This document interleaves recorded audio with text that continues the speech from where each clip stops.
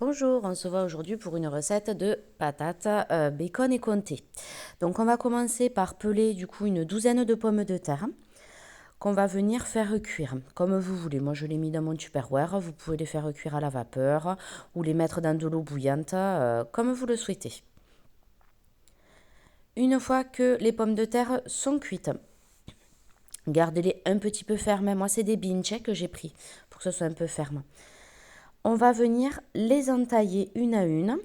Donc voilà, on espace les entailles d'à peu près 1 cm pour pas que ça soit trop fin. Et voilà, on s'arrête de couper 2 cm avant la fin de la patate pour pas l'entailler complètement et la couper entièrement. Donc voilà ce que ça donne. Voilà un petit peu de près. Vous avez une vue de près comme ça, vous voyez ce que ça donne. Donc on va prendre du bacon qu'on va couper en lamelles. Voilà, donc les tranches de bacon classiques.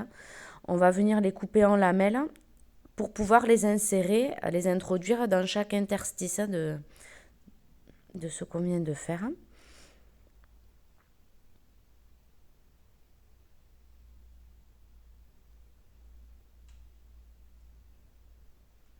Voilà, je vous montre un petit peu de près au niveau de l'insertion. Si c'est plus grand que l'interstice, c'est pas grave, hein, on s'en fiche que ça dépasse. Hein. Voilà ce que ça donne.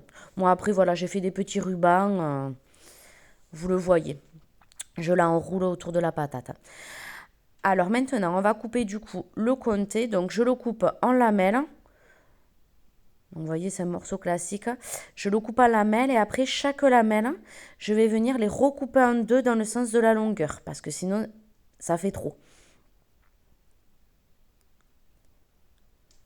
Et une fois que je les ai recoupés en deux, je vais les recouper en trois en fait. Je vais faire trois parties.